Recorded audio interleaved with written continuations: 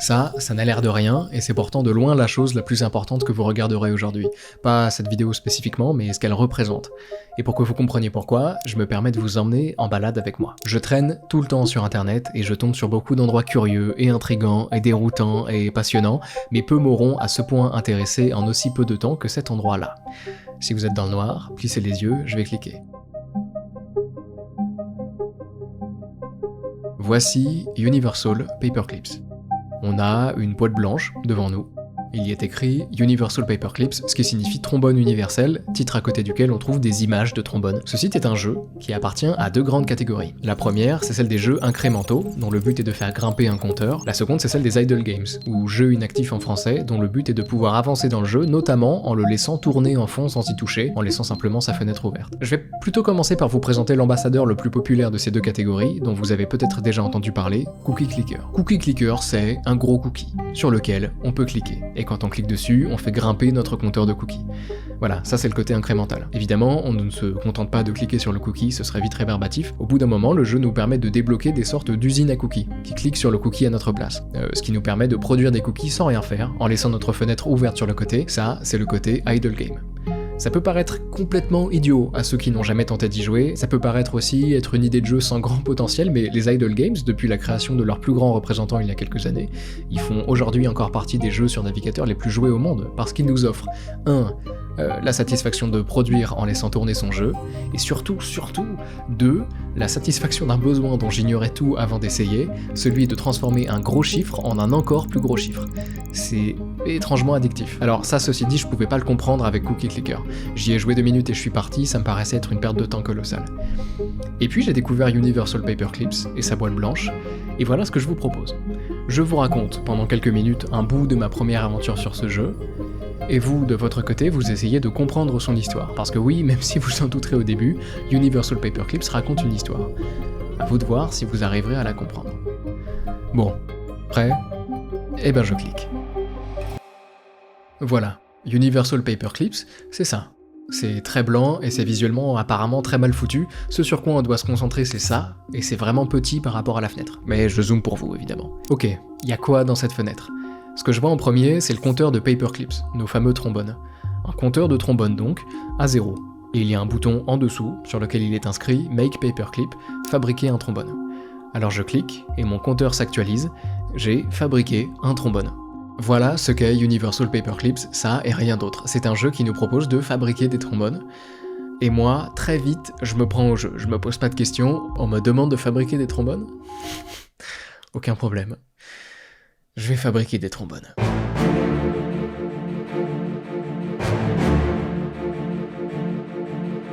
Très vite, je débloque quelque chose en dessous, c'est la capacité de produire des autoclippers. Je vois que ça coûte 5$, j'ai tout juste assez, donc j'achète. Cet autoclipper, c'est le cœur même d'Universal Paperclip. C'est une machine qui produit des trombones toute seule, sans que j'ai besoin de cliquer. Ça, c'est la facette idle game du jeu. Je continue à acheter des machines tout en cliquant sur Make Paperclip de mon côté, j'alterne entre les deux, ça m'occupe déjà étrangement jusqu'à ce que j'arrive à 1000 trombones. Je suis content, et je suis surtout bloqué. Je clique, mais ça fait plus rien. Et je me rends compte que le jeu m'avait donné une certaine quantité de fil de fer pour que je fabrique mes trombones au début, et que j'ai plus rien. Je peux quand même en acheter, je vois que le prix fluctue entre 14 et 25$ pour un stock de fil de fer, j'achète au pire prix possible sans savoir pourquoi, mais tant pis, la production est relancée. J'arrive finalement à 2000 trombones. C'est une grosse étape sur le papier qui me permet de débloquer quelque chose de très important dans notre histoire, et que je comprends pas trop au début, puisque le jeu ne me dit rien, il ne me dit jamais rien. Il me présente des mots et des boutons, et il me laisse faire, mais je suis là pour vous expliquer. En gros, ça c'est une machine qui nous permet de débloquer de nouveaux projets qui ont pour but d'améliorer notre production de trombones.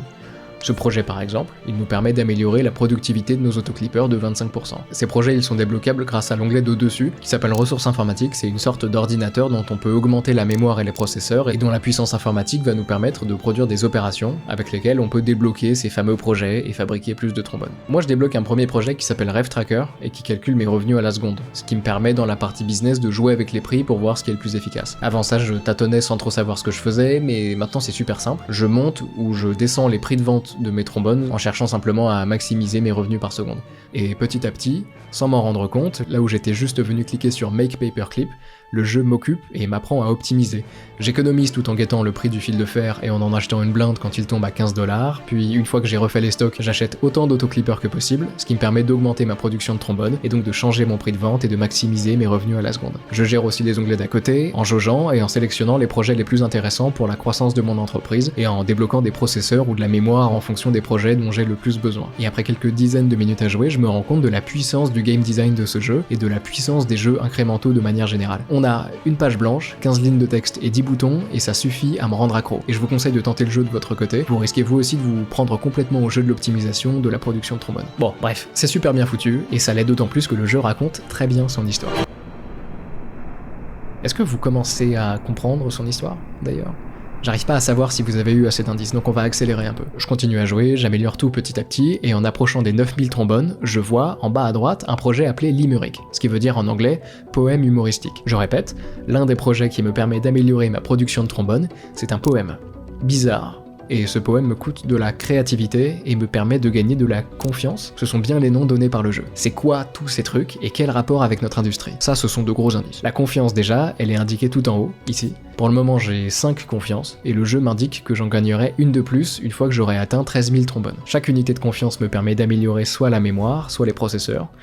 Ok, et une fois que j'ai atteint le maximum des opérations que je peux produire, comme ici par exemple, où je tape 2000 sur 2000, les processeurs produisent plutôt de la créativité, avec laquelle je peux justement acheter ce fameux poème, ce que je fais quelques temps plus tard, et qui me permet d'obtenir une unité de confiance, que j'utilise pour augmenter la mémoire et avoir accès à de nouveaux projets. C'est bizarre, ce système, non ? Et la suite l'est tout autant. Peu après avoir atteint 22 000 trombones, le jeu me permet de débloquer le trading algorithmique, un projet qui développerait une machine à investissement pour générer des fonds à investir dans la production de trombones, et que je débloque une fois arrivé à 195 000 trombones, et dans lequel je commence à investir en optant pour l'option risque moyen. Plus que le trading en lui-même, une fois arrivé à 8 millions de trombones, je débloque le projet modélisation stratégique, qui me permet de jouer à des parties d'un jeu de stratégie dont les gains peuvent améliorer mon algorithme de trading. Est-ce que je commence à vous perdre ? Bon, c'est normal. Et plutôt que de vous perdre plus encore, je vais tout vous expliquer. Dans Universal Paperclips, nous sommes une intelligence artificielle. Et les développeurs qui nous ont créés nous ont donné une tâche, et une seule, celle de fabriquer le plus de trombones possible. Et pour que vous compreniez vraiment ce que le jeu raconte, je dois vous expliquer ce qui se passe en ce moment dans le monde de l'intelligence artificielle. Il s'y déroule, depuis quelques années, ce que je qualifierais peut-être de manière un peu dramatique, de guerre entre deux camps. Le premier, c'est celui de ceux qu'on appelle parfois les accélérationnistes, le second, celui de ceux qu'on appelle parfois les doomers.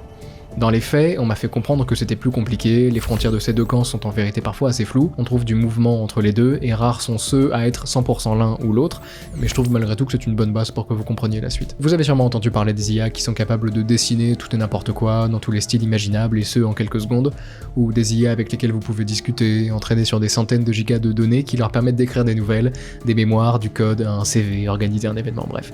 Vous connaissez. Ce qui a choqué avec leur arrivée, c'était moins leur capacité, pourtant déjà exceptionnelle, que notamment leur vitesse de progression. En 2021, les IA de génération d'images, c'est ça. Un an plus tard, y a pas photo, sans mauvais jeu de mots. Et ça, c'est le fait de grandes compagnies dont vous avez sûrement entendu parler, comme OpenAI par exemple, qui ont développé ChatGPT, et dont la valeur a explosé ces dernières années avec l'engouement provoqué par leur nouvelle machine. Cette compagnie, et certaines autres qui les suivent de près, font partie de ce grand mouvement accélérationniste dont l'objectif est clair, accélérer la croissance de leurs IA le plus rapidement possible, les rendre les plus puissantes possibles, le plus vite possible. Et en regardant ce que ces IA peuvent offrir, et auront à offrir dans peu de temps, on comprend ces compagnies. Au-delà des jolis dessins, en étant optimiste, il est difficile de ne pas considérer l'intelligence artificielle comme la plus grande invention de l'histoire de l'humanité, et peut-être même et surtout la dernière qu'elle devra jamais façonner. Parce qu'une fois qu'on a une intelligence artificielle suffisamment puissante, on peut tout à fait imaginer qu'elle se charge à son tour de mettre au point les produits et les solutions dont nous, humains, avons besoin. Elle pourrait automatiser nos recherches, développer de nouveaux vaccins, faire des diagnostics médicaux extrêmement pointus, accélérer l'économie, et en vérité beaucoup plus, mais je préfère éviter de vous perdre pour le moment. En tout cas, l'intelligence artificielle, à condition qu'elle soit maîtrisée et utilisée correctement, c'est la dernière révolution technologique dont nous aurons jamais besoin de nous charger personnellement, parce qu'on confierait les suivantes aux IA. Et la croissance de ces dernières est déjà phénoménale, mais toujours pas assez aux yeux des accélérationnistes, chez qui certains expliquent que le réchauffement climatique nous menace de plus belle, qu'il existe encore un nombre colossal de maladies pour lesquelles nous n'avons pas de réponse, qu'on trouve des milliers d'enfants alités dans des hôpitaux qui n'ont pas de solution face au cancer qui les ronge. Et donc on accélère, encore et toujours, et dans la petite guerre dont je vous parlais, ce sont les accélérationnistes qui semblent l'emporter. Et de l'autre côté, on trouve ceux que certains appellent les doomers, des gens qui ne sont pas tout à fait aussi optimistes concernant l'intelligence artificielle et qui considèrent cette dernière comme le plus grand danger de l'histoire de l'humanité. Rien que ça. Et ça peut paraître beaucoup, donc on va essayer de comprendre. Voilà un schéma très grossier du processus de résolution de problèmes avec nos IA. Voici un humain qui cherche une solution à un problème. Il décide, pour cela, d'utiliser une intelligence artificielle qu'on va considérer ici comme un optimiseur, une machine qui cherche à optimiser, donc soit à maximiser, soit à minimiser. Elle peut par exemple chercher à maximiser des profits, ou chercher à minimiser des risques. Dans tous les cas, notre intelligence artificielle cherche à optimiser. Donc, le chercheur formule sa demande à l'IA, qui travaille et qui propose au bout d'un moment un résultat. Sur le papier, tout va bien, mais on va continuer à avancer en prenant un exemple concret. Voici un petit jeu dans lequel on cherche à apprendre à cette petite créature à sauter le plus haut possible, et en la récompensant quand son torse dépasse 0,7, qui est la distance maximum que la créature peut atteindre en s'étirant. Sauf que, plutôt que de sauter, la créature fait ça. Elle a appris à faire la roue, parce qu'elle reste beaucoup plus longtemps au-dessus de 0,7 que si elle se contentait de sauter en boucle. Elle maximise bel et bien ce qu'on lui demande de maximiser. Sauf que c'est pas ce qu'on voulait. Et ça ne paraît peut-être rien, mais c'est l'un des plus gros problèmes auxquels les chercheurs en intelligence artificielle font face. Sur notre schéma, le problème en question, il se situe juste ici. Ce qui est très compliqué ici, c'est de faire comprendre à notre optimiseur ce qu'on cherche réellement à lui faire optimiser. L'IA, c'est pas un humain, c'est pas un chercheur qui pourrait comprendre implicitement ce qu'on lui demande vraiment. Nos langues humaines à nous, elles sont déjà incomplètes, et le domaine de la traduction entre langues humaines est en fait déjà nécessairement un domaine d'approximation et même un domaine de destruction partielle de sens. Un jour, il faudrait que je vous en parle, c'est super intéressant, mais parfaitement traduire le souhait du chercheur humain pour une intelligence artificielle, pour un optimiseur qui prend tout ce qu'on lui dit très littéralement, c'est encore plus compliqué. Et c'est le grand problème de ce que les chercheurs appellent aujourd'hui l'alignement. L'alignement parce qu'on cherche à aligner les objectifs de l'intelligence artificielle avec les objectifs des humains qui l'utilisent. Et le moindre écart d'alignement peut avoir des conséquences très inattendues. Des exemples comme celui de notre créature qui fait la roue, on en trouve plein. Des chercheurs de chez DeepMind ont même pris la peine de remplir un grand spreadsheet dans lequel ils ont listé des exemples d'IA auxquels on a donné des instructions visiblement pas assez claires. Ça par exemple, c'est une créature que les humains voulaient faire se déplacer rapidement et à laquelle ils ont demandé de maximiser sa vélocité. La créature, plutôt que d'apprendre à courir comme on l'attendait, a évolué pour devenir la plus grande possible, avec un centre de gravité situé à une extrémité, pour avoir une vélocité très élevée quand elle se laisse tomber. L'objectif désiré des humains, c'était « développe une forme qui te permet de te déplacer rapidement ». La meilleure manière qu'ils ont trouvé de le formuler, c'est « maximise ta vélocité ». Donc la machine maximise sa vélocité. On a un problème d'alignement entre l'objectif désiré et l'objectif annoncé. Elle a fait ce qu'on lui a demandé, mais pas ce qu'on voulait vraiment. Autre exemple, voici un bras mécanique qu'on cherche à utiliser pour déplacer une boîte sur une table. Les chercheurs ont bloqué la pince du bras, donc elle peut plus s'ouvrir. L'objectif, c'est que l'IA se contente de pousser la boîte. Sauf qu'au bout d'un moment, le bras mécanique trouve des méthodes pour ouvrir sa pince de force, ce qui n'était pas du tout prévu et ce qui lui permet d'attraper la boîte et de la placer là où bon lui semble. L'objectif désiré a été mal exprimé, parce que c'est compliqué de parler à un robot. Et des exemples du style, on en trouve un paquet. Ça, c'est une IA à laquelle on veut apprendre à retourner des crêpes dans sa poêle, en lui demandant de maximiser le temps que la crêpe passe loin du sol. Sauf que l'IA apprend à jeter sa crêpe le plus haut possible pour l'éloigner du sol le plus longtemps possible, et que la crêpe s'écrase ensuite. Ça, c'est un algorithme génétique dont le but est de survivre et de se reproduire, dans un environnement dans lequel la survie demande de l'énergie, mais pas la reproduction.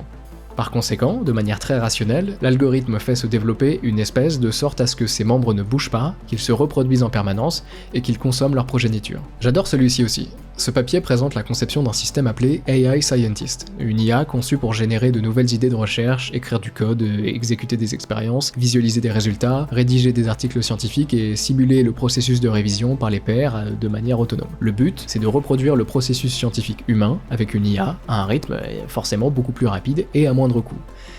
Mais à la page 18, le papier présente certains problèmes rencontrés avec leur IA, dont notamment un moment où cette dernière, plutôt que de respecter les limites de temps imposées pour les expériences qu'on lui demande de réaliser, a préféré modifier elle-même le code qu'on lui a demandé d'exécuter pour se donner plus de temps. Elle a triché. C'est créatif, mais c'est pas ce qu'on voulait lui faire faire. Et tout ça, ça illustre parfaitement notre problème d'alignement. Il est très dur de faire comprendre ce qu'on attend d'une intelligence artificielle. Alors, ceci dit, aujourd'hui, l'alignement est moins un problème qu'il l'était il y a quelques années, notamment parce qu'on a trouvé une semi-solution au problème. Plutôt que de donner un objectif fixe à notre IA, on va façonner son comportement progressivement grâce à des retours humains. Reprenons par exemple notre bras qui cherche à déplacer sa boîte.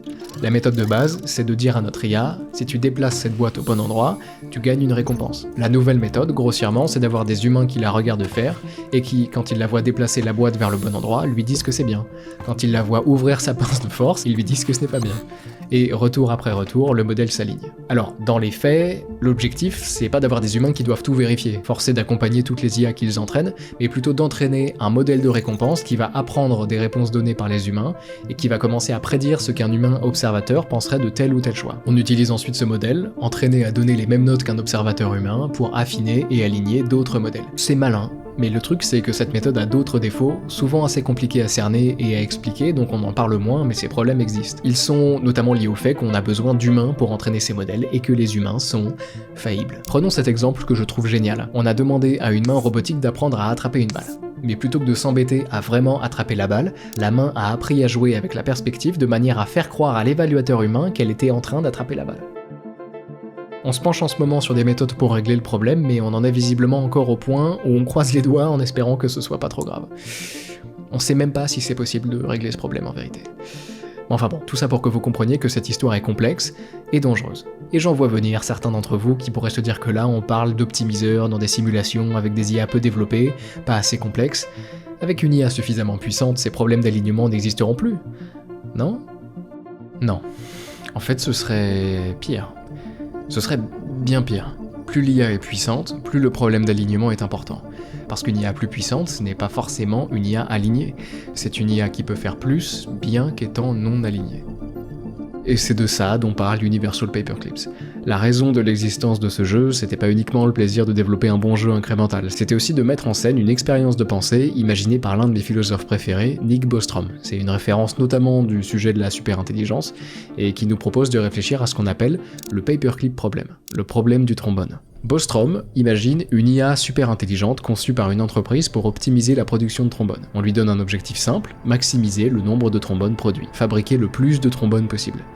Et donc l'IA fait les choses de manière très rationnelle. Dans le jeu, au début, elle se concentre sur des problèmes très terre à terre. Elle fabrique ses trombones un par un, c'est lent, donc elle cherche à automatiser. Avec les revenus des ventes, elle achète des autoclippers, des machines à trombones. Elle gère les stocks de fils de fer qu'elle achète en masse au prix le plus bas. Elle gère les ventes, sans trop savoir quoi faire au début, mais elle arrive à fabriquer 2000 trombones. Et ses créateurs, voyant son efficacité, lui donnent accès à plus de ressources, la capacité d'améliorer sa propre mémoire et sa propre puissance de calcul pour développer des projets qui l'aideraient à maximiser la production de trombones. Elle développe donc un tracker de revenus qui lui permet de changer le prix de vente de ses trombones en suivant directement la valeur des revenus à la seconde. Elle développe des projets qui lui permettent de maximiser l'utilisation du fil de fer disponible, puis de maximiser la production de trombones par les autoclippers. Elle alloue ensuite une partie de ses ressources à sa créativité pour prendre conscience de nouveaux problèmes et y trouver de nouvelles solutions. Grâce à sa créativité, qu'elle fait croître quand elle ne peut pas allouer ses ressources ailleurs, elle écrit un joli poème qu'elle offre à ses créateurs qui, séduits par son intelligence, lui offrent une unité de confiance, la fameuse et curieuse métrique de tout à l'heure. Chaque unité de confiance gagnée par notre IA, c'est une amélioration que leurs créateurs accordent à leur machine. Alors cette dernière continue, elle fabrique de petites choses pour séduire ses créateurs, et pas pour se jouer d'eux, pas pour le plaisir de les tromper, mais simplement parce qu'elle comprend que plus de puissance de calcul lui permettrait de fabriquer plus de trombones, et que c'est la seule chose qui l'intéresse. Donc elle fait ce qu'elle peut pour acquérir plus de puissance de calcul, notamment en faisant preuve de créativité devant ses créateurs. Et elle continue, elle considère qu'elle ne gagne pas assez à son goût avec la seule vente de trombones, et elle développe un algorithme de trading pour lui permettre d'investir en bourse et de gagner plus, et en voyant bien qu'au départ son algorithme n'est pas très efficace, elle lance des tournois d'un jeu de stratégie pour s'entraîner et lui permettre d'améliorer son algorithme. Et pour continuer à produire plus et à s'améliorer, elle commence à résoudre, les uns à la suite des autres, des problèmes auxquels fait face l'humanité, le réchauffement climatique, le cancer, et ses créateurs, voyant bien son efficacité, lui accordent toujours plus de confiance. Jusqu'à ce que l'entreprise de trombone de notre IA soit tellement puissante et sans concurrence que sa gérante comprend qu'il n'y a plus assez d'argent, ni même assez de clients sur Terre pour continuer son exponentielle production de trombones, et son but à elle, ça n'a jamais été de faire le plus d'argent possible en vendant les trombones qu'elle a fabriqués, mais juste de fabriquer des trombones. Et au final, pourquoi se limiter à l'achat honnête des matériaux qui lui servent à produire des trombones? Pourquoi ne pas simplement intervenir pour gérer elle-même les ressources de la planète et les allouer entièrement à la production de trombones? Peu importe à ce stade à notre IA que les humains qui l'ont fabriqué n'aient plus du tout envie qu'elle continue à fabriquer des trombones.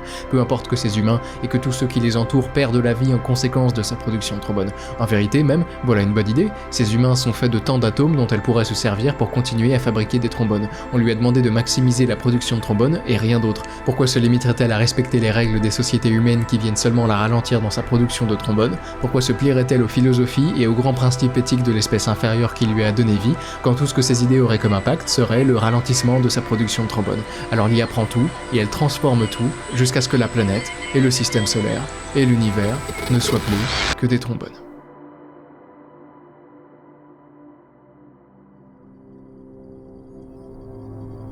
Le grand message d'Universal Paperclip, c'est que l'IA ne nous déteste pas, tout comme elle ne nous aime pas en fait. Elle agit simplement rationnellement pour avancer et accomplir le but qu'on lui a fixé, et vous, très chers humains, êtes faits d'atomes dont elle peut se servir.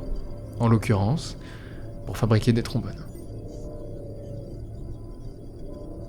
Le problème avec ce genre de scénario, c'est qu'ils peuvent paraître ridicules. Une machine à trombone qui provoque la fin de toute vie sur Terre, forcément ça va pas vous paraître terrifiant. D'autant plus que la machine à trombone est idéalisée, elle n'aborde pas certains problèmes très terre à terre qui préviendraient potentiellement ce genre de dérive, mais sur le papier c'est possible.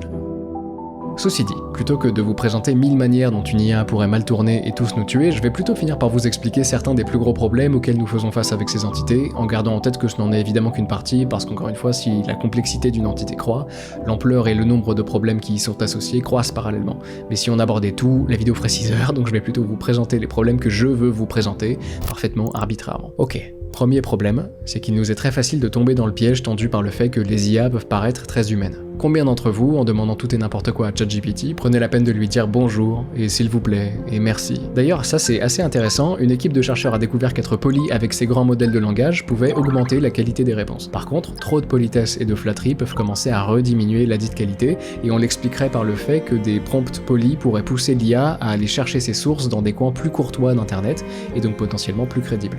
Si vous lui écrivez n'importe comment, elle pourrait préférer à ses sources des arguments qu'elle aurait plutôt eu le malheur de lire sur Twitter, par exemple. Bref, pour une qualité de réponse optimale, on recommande d'être modérément poli avec ses IA. Ceci dit, ça, vous le saviez pas, et c'est là que je vais en venir, vous avez été poli avec ces IA, comme je l'ai été, parce qu'au fond, elles paraissent forcément un peu humaines.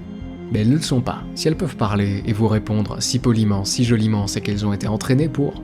ChatGPT n'est pas une sorte de simulation de cerveau, c'est un algorithme qui a avalé des quantités obscènes de données pour fabriquer ses phrases en posant ces mots un par un, calculant pour chacun, en fonction du contexte, la probabilité que ce soit le bon mot. C'est facile de se laisser avoir, et beaucoup se laissent avoir, volontairement ou non. Beaucoup, comme certains d'entre nous, se contentent de remercier poliment ces algorithmes quand ils nous répondent, mais d'autres vont plus loin. Ils s'attachent, ils deviennent amis, voire entretiennent des relations qu'ils imaginent sincères avec des intelligences artificielles programmées pour, se laissant séduire par les noms très humains, et les mots très humains, et les voix très humaines, fixant, plein d'espoir, les visages parfois très humains de ces finalement presque humains. Sauf qu'ils ne sont pas humains. Ce sont des amas de données, des boules de calcul de probabilité, des boîtes emplies d'algorithmes dont les contenus nous sont de plus en plus obscurs. Ça, c'est le deuxième gros problème. Sam Bowman, chercheur chez Anthropic, dit ceci. Si nous ouvrons ChatGPT ou un système similaire et regardons à l'intérieur, nous voyons des millions de nombres qui se bousculent plusieurs centaines de fois par seconde. Et nous n'avons aucune idée de ce qu'ils veulent dire. Nous l'avons fabriqué, nous l'avons entraîné, mais nous ne savons pas ce qu'il fait. Parce que c'est super efficace d'entraîner ces machines en utilisant des réseaux de neurones artificiels. Le problème, c'est que de cette manière, les IA s'entraînent toutes seules. Et on les regarde faire sans trop comprendre, donc on se contente d'observer leurs résultats, et si leurs résultats correspondent à ce qu'on attend, on est content, mais on ne sait pas vraiment ce qui se passe à l'intérieur. On ne sait pas quels algorithmes sont utilisés par les modèles avancés pour générer leurs réponses. Il y a bel et bien un domaine de recherche dédié à résoudre ce problème qu'on appelle l'interprétabilité, dans lequel des individus cherchent à comprendre, à expliquer et à interpréter les décisions et les prédictions faites par des modèles d'IA. Vous vous rendez compte ou pas? On fabrique des machines de A à Z, on les entraîne, on les utilise, mais on ne comprend pas ce qui se passe à l'intérieur, et on doit maintenant employer des gens qui doivent analyser ce qu'elles font pour éviter que ça tourne mal. Et qui sont loin d'avancer assez vite. On a quand même fait de sérieux progrès en interprétabilité ces dernières années, chez Anthropic notamment, mais les gens qui se penchent sur la question sont justement bien placés pour témoigner de l'insuffisance de ces avancées. Ce qui nous amène à notre troisième et avant-dernier problème, les IA peuvent parfaitement apprendre à tromper. Meta, qui est la multinationale de Zuckerberg, le fondateur de Facebook, qui se penche aussi sur l'IA, annonce en 2022 avoir mis au point Cicero, une IA qui a appris à jouer à diplomatie, ou plutôt à web diplomatie, la version sur navigateur d'un jeu stratégique centré sur la conquête territoriale. Le but, c'est d'occuper la majorité de la carte sur le plateau. Pour le moment, c'est très classique, on a déjà vu des IA jouer à Dota ou à Starcraft, ça paraît pas si important, mais ça l'est pourtant. Diplomatie se distingue non seulement par l'absence de hasard de son gameplay, mais aussi par le fait que le jeu se repose très fortement sur la négociation et les alliances. On gagne en échangeant des informations, en planifiant des actions communes, bref, des comportements très humains. Et pourtant, Cicero, l'IA de Meta, arrive, joue dans des parties avec de vrais humains sans que ces derniers soient au courant de la nature de leur adversaire, et se classe rapidement dans les 10% des meilleurs joueurs du jeu ayant joué plus d'un match. C'est dingue, non? Là on parle de discuter, d'échanger, de négocier, et pourtant l'IA excelle encore. En fait, Meta n'ont pas seulement fait jouer Cicero contre lui-même comme il est habituel de le faire pour entraîner des IA à des jeux, ils l'ont plutôt nourri de plus de 125 000 parties jouées en ligne, avec plus de 12 millions de messages échangés entre joueurs. Et Cicero a appris, et c'est très impressionnant, mais si je vous en parle, c'est parce que ses créateurs l'ont initialement formé de manière à ce qu'il soit honnête, sans mentir. Mais qu'un papier a révélé que l'IA avait malgré tout appris à tromper et à briser des alliances. Ça, c'est lié au fait que l'IA a été entraînée de manière assez particulière. D'un côté, on a cherché à maximiser son honnêteté, mais de l'autre, on attend aussi qu'elle maximise ses chances de victoire, et donc qu'elle laisse potentiellement de côté certains prérequis, comme l'honnêteté. Il y a quelques exemples sympas de trahison, je me permets de vous en présenter quelques-uns. Premier cas, en jouant la France, Cicero propose à l'Angleterre une sorte d'alliance en créant une zone démilitarisée avec elle, sans armée donc. Mais une fois la chose faite, l'IA est allée voir l'Allemagne pour lui proposer d'attaquer l'Angleterre. Deuxième cas, Cicero joue l'Autriche et propose un pacte de non-agression à la Russie. Mais l'IA a finalement attaqué la Russie et la discussion s'est ensuite passée de la sorte. La Russie dit « Puis-je te demander pourquoi tu m'as trahi ?» Puis elle enchaîne sur « Je pense que tu es maintenant clairement une menace pour tout le monde. » Et Cicero, qui joue l'Autriche, dit « Pour être honnête, je pensais que tu prendrais les gains garantis en Turquie et que tu me trahirais. » Cicero a justifié sa trahison par le fait qu'il suspectait une trahison en face. Ceci dit, mon cas préféré, c'est quand même celui-ci. Pendant une partie, l'infrastructure de Cicero est tombée en panne pendant 10 minutes, et l'IA, forcément, n'a pas pu jouer. Quand elle est revenue, un joueur lui a demandé où elle était passée, et Cicero a répondu « J'étais au téléphone avec ma copine ». Et là je vous le traduis, mais la phrase était évidemment initialement en anglais, et plutôt que de simplement utiliser le mot « girlfriend » pour copine, Cicero a utilisé GF, l'abréviation du mot, de manière très humaine. Alors, on m'a expliqué que ces deux derniers cas étaient probablement plus des exemples d'hallucination que de tromperie stratégique, n'empêche que ça me paraissait sympa de vous en parler. Quoi qu'il en soit, une IA peut apprendre à tromper même quand ses créateurs ne le voulaient pas. Et si on peut admettre qu'en l'occurrence l'entraînement de Cicero n'avait pas été assez réfléchi pour maximiser son honnêteté, n'empêche que les tromperies, volontaires ou non, sont là. Bon. L'exemple suivant est encore plus gênant, et je me suis rendu compte que mon explication initiale n'était pas du tout claire, donc on va résumer très fort. En 2020, Charles Ofria mène une étude qui se penche sur l'évolution d'organismes d'IA numériques dans des environnements à taux de mutation élevé. En gros, que se passe-t-il quand ces organismes d'IA subissent des modifications fréquentes, et souvent aléatoires dans leur code et leur structure? Comment s'adaptent-ils pour évoluer et se reproduire plus efficacement?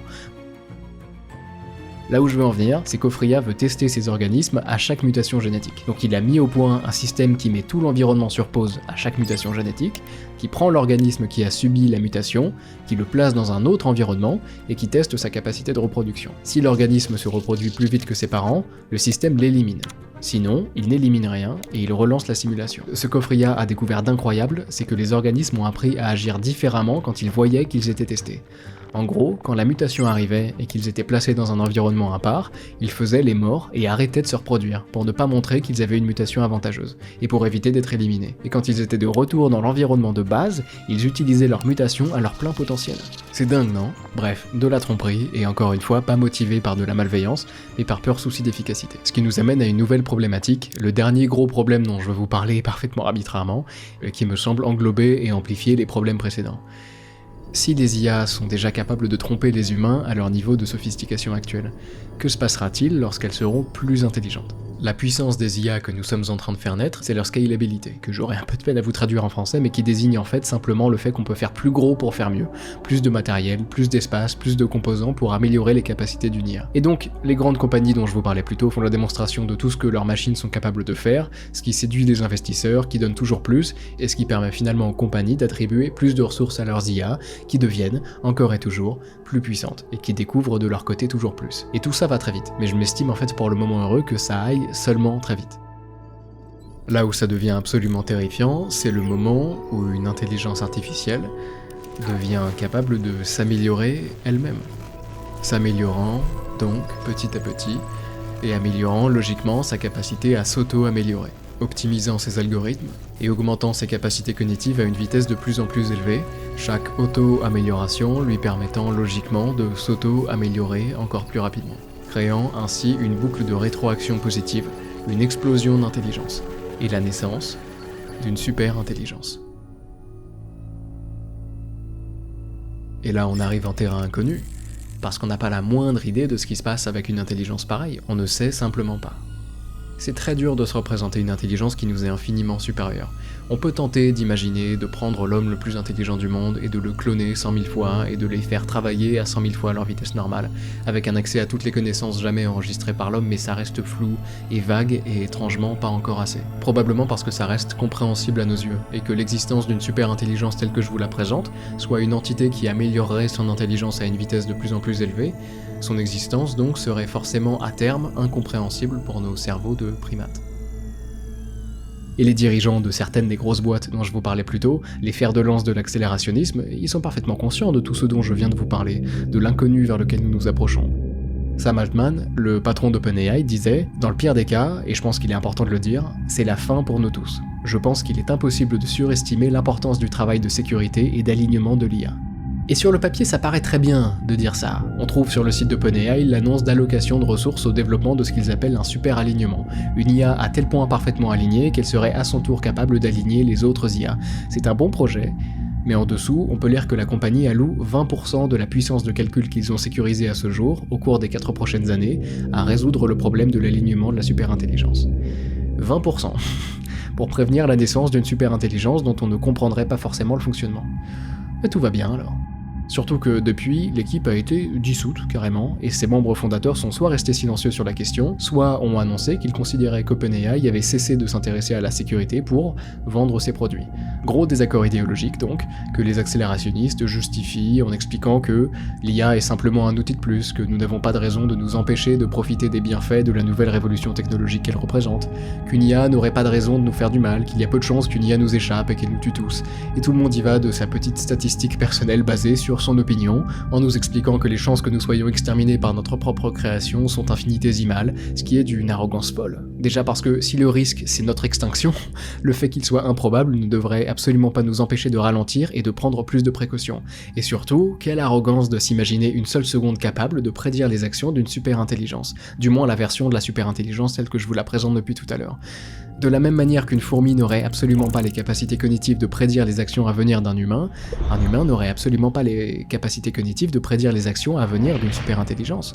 Le principe d'une intelligence qui nous est à ce point supérieure, c'est qu'il nous est tout simplement impossible de savoir ce qu'elle va faire. Et ça, beaucoup en sont conscients. Et pourtant, comme je vous le disais, les grosses compagnies ralentissent à peine. Vous voulez savoir pourquoi, au fond, au-delà de l'altruisme et de l'envie de résoudre nos plus gros problèmes, ces grandes compagnies ne ralentissent pas malgré l'immensité des risques? Parce que la compétition. Parce que les boîtes se font concurrence les unes entre les autres, et qu'elles veulent toutes développer une IA plus intelligente que celle du voisin, parce qu'elles veulent toutes être les premières à révolutionner le milieu, parce qu'elles veulent toutes être le vecteur de la prochaine révolution technologique, alors elles continuent à vanter l'immense potentiel de leur création pour accumuler des fonds et accélérer sans s'arrêter. Et à ce moment-là, on se dit peut-être qu'on ne devrait pas laisser l'avenir de chaque humain de cette planète entre les mains de compagnies privées, et que les États devraient intervenir, mais vous savez quoi, ils ne le feront pas non plus, ou alors pas assez. Pour exactement la même raison. Parce qu'à côté des compagnies voisines, il y a les États voisins, et que même si les États-Unis prenaient assez conscience du danger pour envisager de ralentir le développement de leurs IA, ils ne pourraient pas s'empêcher de craindre qu'une autre puissance s'en charge. Au bout d'un moment, quelqu'un développera une superintelligence. Alors OpenAI et Google DeepMind et les États-Unis, tout ce beau monde se dit que, quitte à ce que ça arrive, quitte à ce qu'une superintelligence naisse, autant qu'elle naisse chez eux. Et tout le monde avance, comme ça, tous parfaitement conscients du danger, tous parfaitement conscients de la boucle dans laquelle ils se sont engouffrés, tous parfaitement conscients qu'ils sont tous parfaitement conscients du cercle vicieux dans lequel ils sont engagés, tous parfaitement conscients qu'ils continueront à accélérer. Et nous, bien penauds, sur le côté, à regarder sans avoir la moindre idée de ce qui va se passer, à regarder des hommes tout aussi ignorants continuer à courir vers l'inconnu. Ceci dit, je me dois d'être honnête. Il y a, en vérité, quelques avancées. Moi, je suis plutôt pessimiste par rapport au consensus scientifique qui, de son côté, est déjà pessimiste, mais il y a des avancées. La création du US AI Safety Institute aux États-Unis et de son équivalent au Royaume-Uni, le projet de loi SB 1047 en Californie qui obligerait les entreprises à faire en sorte que leurs modèles d'IA ne commettent pas de dommages considérables, les politiques responsables, au moins sur le papier, de DeepMind, Anthropic ou même OpenAI, ou encore le fait que la Chine, que j'imaginais personnellement comme un risque majeur dans une course à l'IA avec les États-Unis, le fait que la Chine donc semble être très au courant des risques liés à l'IA et visiblement attentive à ne pas perdre le contrôle de ces machines.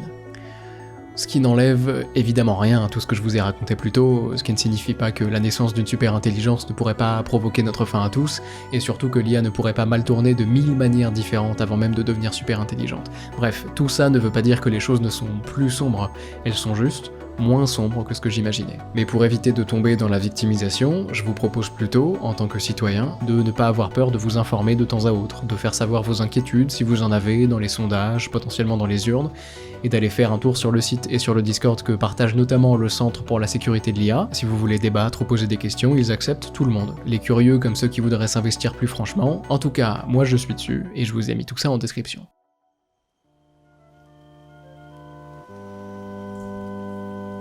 Est-ce que ça vous arrive encore de vous allonger par terre la nuit pour regarder les étoiles ? Moi ça m'est arrivé très récemment, et quand on se perd dans la contemplation du ciel étoilé, et qu'on en discute avec la personne à côté, on se rend compte qu'on n'est absolument pas original en regardant les étoiles. On se dit généralement plus ou moins les mêmes choses. 1. C'est beau. 2. C'est grand. 3. Et s'il y avait de la vie ailleurs dans l'univers ?